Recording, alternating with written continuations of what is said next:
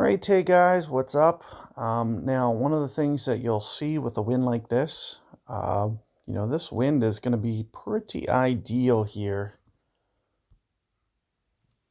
for the new changes of the rock driver.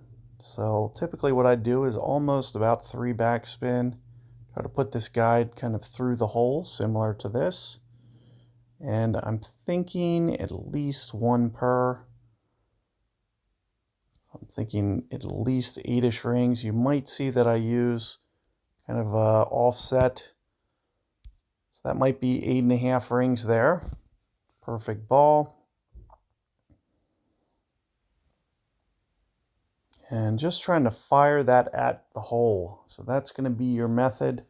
You'll want to perfect the things like the pull angle that you use. It's going to be the most important thing that you need to kind of hone in on. My land zone there looked maybe just a touch right, just barely, which means that I'd probably have to angle that pull angle of mine just a slight bit.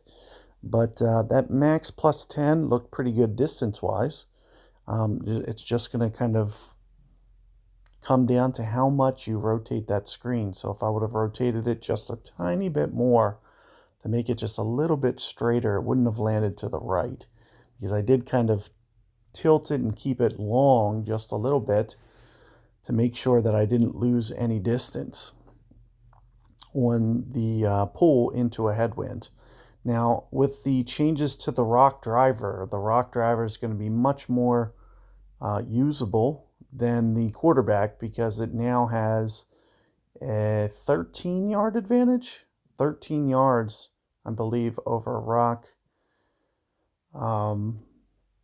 over QB10. So that is definitely going to make things a bit easier for that ring adjustment. And that's going to be definitely the way that you're going to want to try to adjust. If you can use things like Win 5 balls, you can see that it's going to be, it's going to kind of increase that likelihood that you can get that one to fall because you won't have to play quite as many rings or any bit of that nature, because if the wind's, a 12, it's going to be much harder to hold out comparatively to a 7 or 8.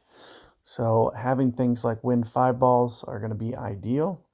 And you can see that with, like a turkey, for instance, it's going to kind of give you kind of a maximum amount of right spin that you can put on, which is essentially going to keep you kind of consistent each and every time. You can just kind of apply that same maximum right spin and don't have to worry about, how much to put on, and you'll just have to kind of tweak that land zone.